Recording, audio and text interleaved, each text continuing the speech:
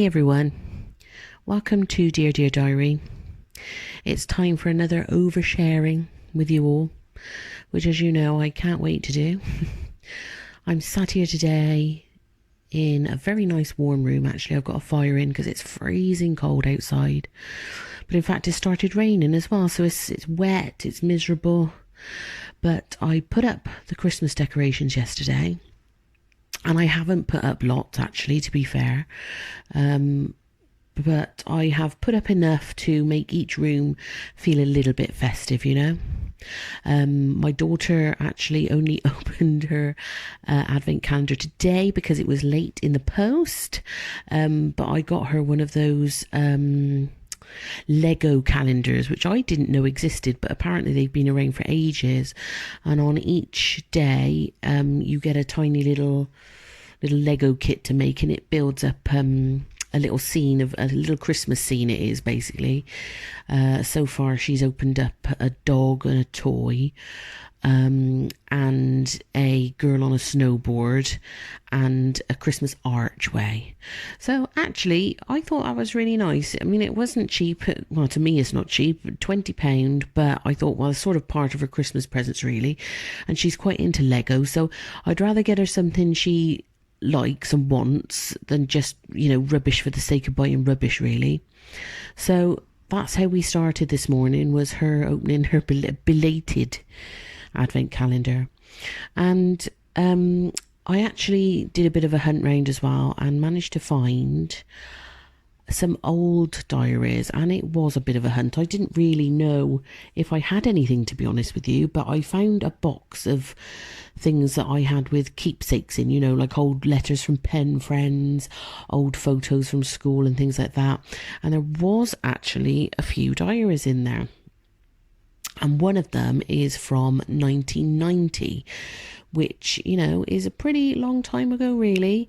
And I think when you look through children's or teenage diaries, you realise how honest they are. And, you can just be calling somebody horrible names one second and be their best friend the next, and you really do just move on from it,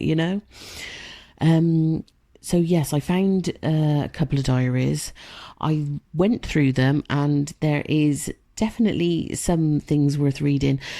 Unfortunately, I didn't seem to write a lot back then, actually, but it was very to the point, and it was, I think, in a way to just give myself a reminder of, oh, hey, that event happened, So whilst I'm sat here in a nice warm room with 6 dogs all curled up to me, not listening to me, actually, they're all flaked out going to sleep, which I don't blame them.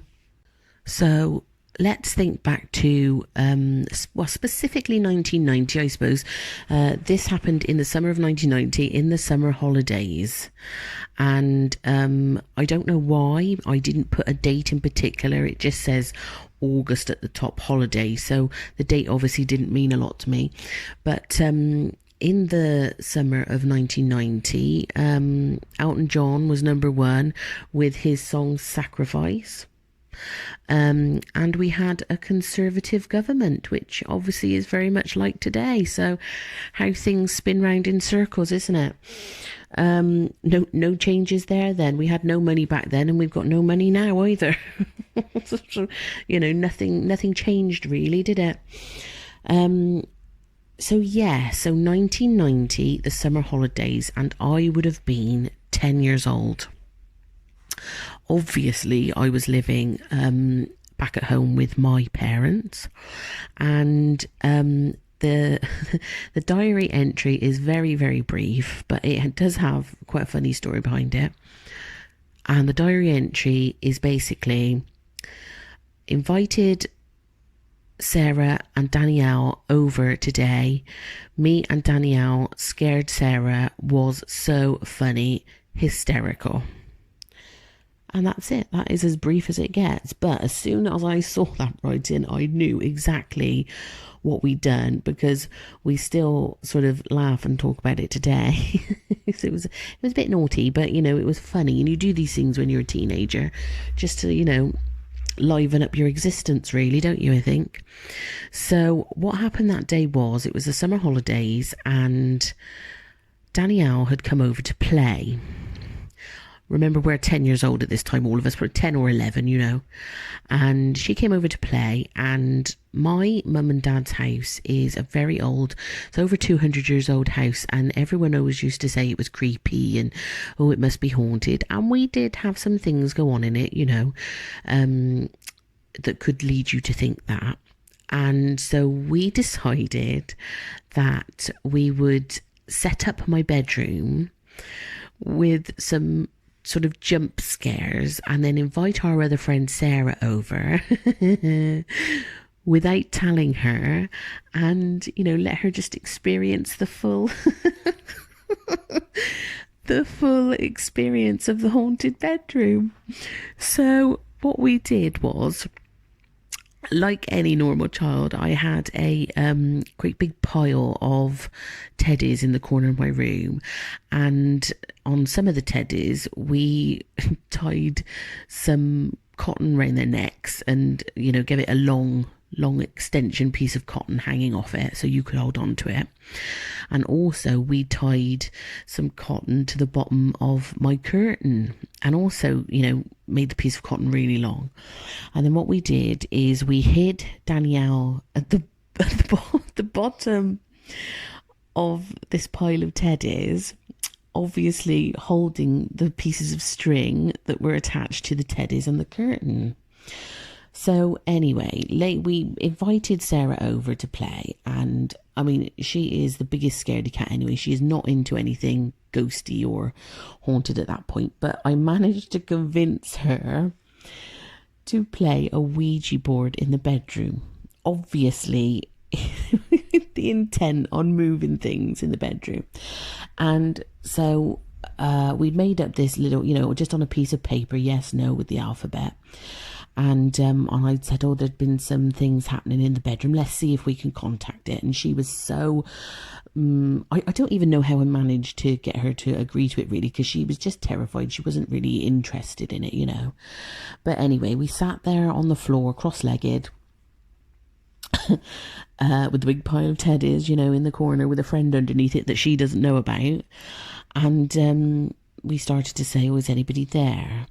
So strategically, I'd placed Sarah opposite me so that she was looking at my curtains at the window and facing the big pile of teddies. So after a little bit of asking questions, nothing really happening, all of a sudden, Danielle pulled on a teddy slowly. And Sarah was shocked, and she said, oh my God, the teddy just moved. Well, of course, by the time I looked around, nothing was happening. Anyway, the next time, you know, we asked some more questions. I said, oh, don't be silly, nothing's happened. Danielle decided to pull the curtains out quite a bit, actually. And she said, oh my God, your curtains have just moved. So by the time I turned round, you know, they're back into place. And I said, oh, it's just the wind, I expect, you know, just a bit of breeze from the window. And just as I'd calmed her down to start again, Danielle decided to yank the string on one teddy so hard the teddy went flying through the air. And Sarah jumped up so fast. I've never seen anyone move as fast as she did. And she was down the stairs and out the front door faster than me and Danielle could even get up and out. So we ran after her, and we didn't catch her until she was all the way at the bottom of the road, running and screaming, oh, there's a ghost, there's a ghost. Of course, we were wetting ourselves with laughter because it was absolutely hysterical. But even after we told her she would not come back, she just had to have a break from the torment we put her through. But honestly, it's one of those things that I will never forget, and I wish that it had been on camera, actually, because, I mean, it would have been hysterical. I just remember her face and how absolutely terrified she looked, and the speed. I mean, she was a big girl. She shot down that road. That was the first time we saw her, was when she was at the bottom of the road. We were just like, oh my God, where's she gone? just wasn't expecting it, you know. It was really, really funny. And we were still friends afterwards. She did forgive us. She knew it was just a joke, you know. And of course, we did all have sense of humours back back in the 90s. So we were easily forgiven for that one, you know. The next entry from 1990 as well, the same summer holidays, and again very brief, but it sort of led me to remember things that, you know, I just thought, oh God, all kids used to do that back then. I'm sure some of you will remember, well, unless you were very honest and good children. We were a bit naughty, I suppose, really. But it just basically said, went to play at the park, went in shop first and got 50p's worth of penny sweets for 10p. Oopsie. So, back hundreds of years ago, you know, before you had, well, no, we probably did have pick and mix, but I think it was only in like big shops like Woolworths and things like that you had pick and mix. So in your little local corner shop, what we always had in ours was just a big plastic tub, and they would empty out all their penny, you know, bags of penny sweets that they would buy in. And so you were allowed to take one of their little white bags. Then you'd pick, you know, however many sweets you want, and then you'd pay for them. Well, most kids, you know, you had sort of back then, you only had 10 sweets and you'd pay 10p. Well, at some point, we thought it would be a good idea, because obviously we must have been greedy and very naughty, I must just say. Because the woman in the shop didn't ever check our bags, because we all went in there and you could, you know, it's a lot, wasn't it, when you got all these kids in there saying 10p, 10p. So she didn't check them. And so as time went on, we'd sort of add a few more each time. So obviously that day I got up major amounts to 50p, which is really naughty. But, you know, well, actually that shop is shut now, so I can't even go back and give that 40p back to them. But all of us used to do it. Now, at some point, they stopped doing that. And I would imagine it's probably because they were losing hundreds of pounds on penny chews to us children. Now, in the same summer, me and my cousin decided to go down to the local town. So it's about a mile away from the village where I lived. And we wandered off down there, and she went to one of the slightly bigger shops, like a newsagent, you know, because it's sort of in town, and decided to pull the usual of putting about £1 worth in and saying she only had 20p. But much to her horror, the woman down there had obviously been through this before, and she tipped every single last sweet out on the counter and recounted them in front of my cousin. I had to walk away. I was so embarrassed. Plus, being a kid, I was laughing, you know. So I had to walk away and leave her to that one. I can't remember if she had the money to pay for it or not. She must have done, I think, because I'm sure she came out with them. But I just thought, you know, I was like, uh-oh, busted. So, yeah, that was another thing that we used to do, you know, because kids just do stuff like that, don't they? It's not even with malice half the time, is it? You don't think, oh my God, this is some poor shop owner who needs every penny and I'm stealing from them personally. You just sort of think, oh, I really fancy 15 sweets instead of 10, isn't it? That is, just as a kid, that's what you think, you know. So the final entry I'll share is another short one, and it says, oh no, got shit next door. Now, that really is brief. That gives it no explanation whatsoever. However, me reading it, it means everything, and I know exactly what happened. So back in that summer, well, every summer, let's be honest about it, any time me and my friends or me and my brother wanted to play on our lawn, because we had dogs, we would have to remove the dog mess. And unlike any normal person or your parents, we didn't do it by a shovel, you know, and put it in a nice dog bin or something. We would use our rackets and sort of scoop up under the poo and flick it to the side, you know, just flicking it out the way so we didn't tread in it or anything like that.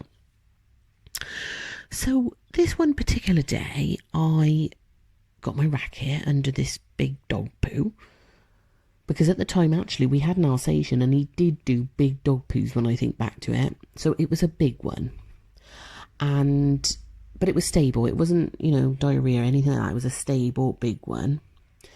And I got my racket under it and I scooped it off to the side. However, I obviously didn't realise my strength at that time, and I must have just flicked it just that bit too hard, and it flew way up over the fence. And I thought, oh no, it's gone on a neighbour's driveway. Oh, they're going to have something to say about that because they haven't got a dog. So, you couldn't be blaming somebody else for it, could you?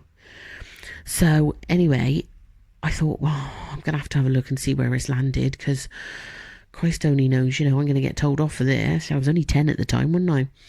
So I climbed up and peeped over the fence, only to find that I'd managed to hit square on their kitchen window. And by the time I was looking at it, it had hit the window square in the middle and was sliming its way down to the bottom. And I mean, I was dying. I just thought, oh my God, what if they're in the kitchen? They saw that flying over towards them. And of course, the fact that they'd have to clear it up. I mean, how horrific. But as any child knows, I mean, you just keep stum about these things, don't you? So I didn't say anything to anyone. And just in the hope that they wouldn't say anything, really, because they weren't very nice neighbours, actually. But thankfully, they didn't say a word. They didn't come around and ask, has anyone been throwing shit at our windows or anything? Because, I'd have had to denied it, wouldn't I, really? So they must have just cleaned it off themselves. But, or maybe they just thought it was like a crow flying over. Had an accident, So yeah, that was another thing that happened that summer that was obviously worthy of writing in my diary, because it amused me, no doubt. Thank you for joining me again this week. I hope you've enjoyed the entries. They were pretty funny, I gotta say. I was obviously leading my best life back then. And just before I go, thank you so much for joining me, if anyone has joined me. If not, well, it's going out out into the air, isn't it, somewhere? Just to share with you a conversation I had with my daughter on the way home this week, which really was bizarre, but it made me laugh because I just didn't understand it, really. And we came out of school together and we were just walking back up home, and she said, I just don't know what to do.